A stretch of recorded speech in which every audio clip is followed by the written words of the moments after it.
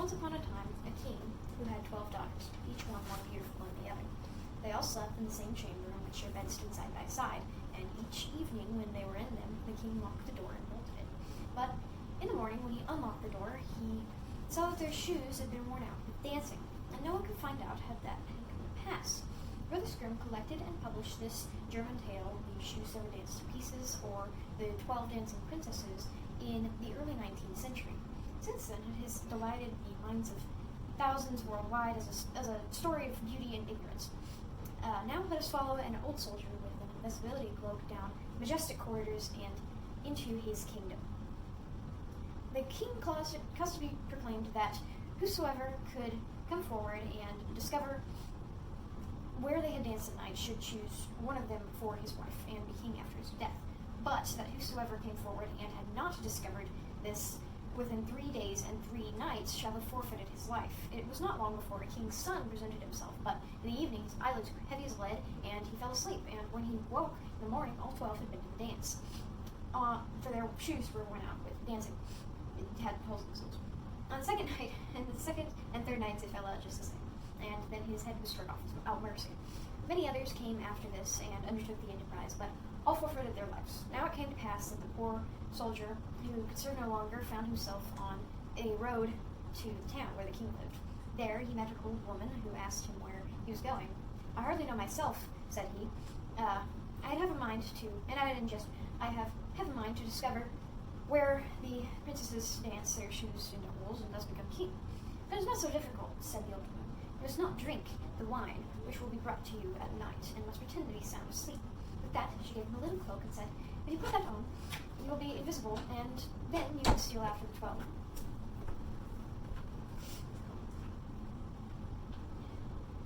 With this good advice, he went to the king in earnest,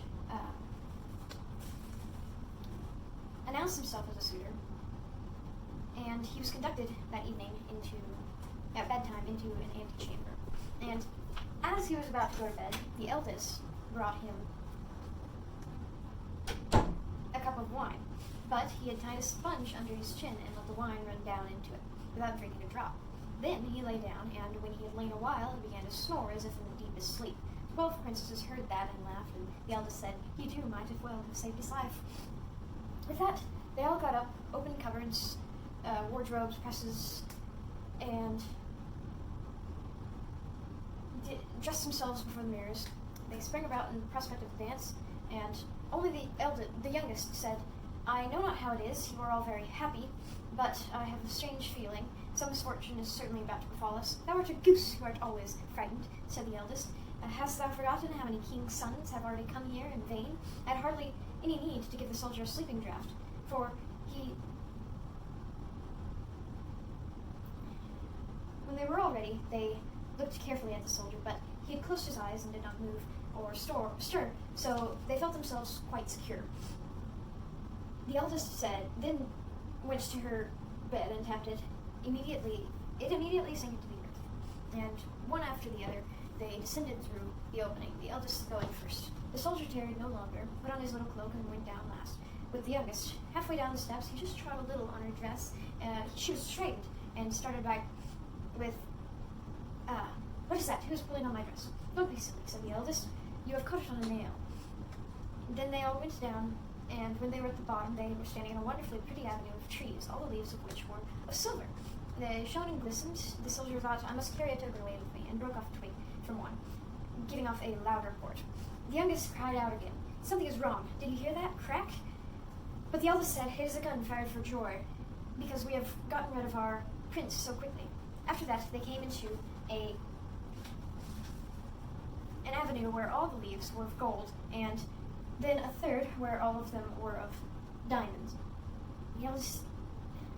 They heard a crack each time, and the youngest started back in terror, but the eldest still maintained that they were salutes. They went on and came to a great lake whereon stood 12 little boats, and in every boat sat a handsome prince.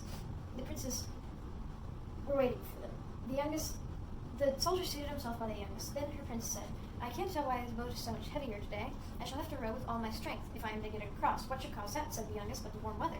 I feel very warm too.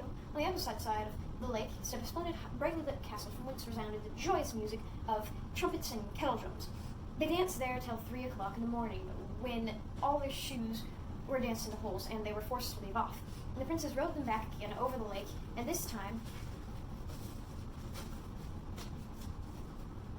the soldier seated himself by the eldest. On the shore, they took their leave of their princes and promised to return the following night. When they reached the stairs, the soldier ran on in front and lay down in his bed. And when the 12 had come up slowly and wearily, he was already snoring so loudly that they could all hear him. And they said, "So far as he is concerned, we are all safe." They took off their beautiful dresses, laid them away, put the worn-out shoes, and lay down under the bed and lay down. Next morning, the soldier was resolved not to speak, but to watch the wonderful goings-on, and again went with. Then everything was done just as had been done the first time, and each time they danced with their shoes till they were worn to pieces. But the third time, he took a cup away with him as a token. When the hour had arrived for him to give his answer, he took 3 twigs and the cup and went to the king, but the 12 stood behind the door and listened for what he was going to say. When the king put out the question, "Where have my 12 daughters danced their shoes to pieces at night?" the soldier said, "In an underground castle with 12 princes," and related how it had come to pass. And the king then summoned his daughters and asked them if the soldier had told the truth. And when they saw that they were betrayed with the 3 tokens and the cup, they saw that their falsehood would be of no avail. They were obliged to confess all. Thereupon the king asked which of them he would have to wife. He answered, "I'm no longer younger, so give me the eldest." Then the wedding was celebrated on the self-same day, and the kingdom was promised him after the king's death. But the princes were bewitched for as many days as they had danced nights with the king and with the 12. The king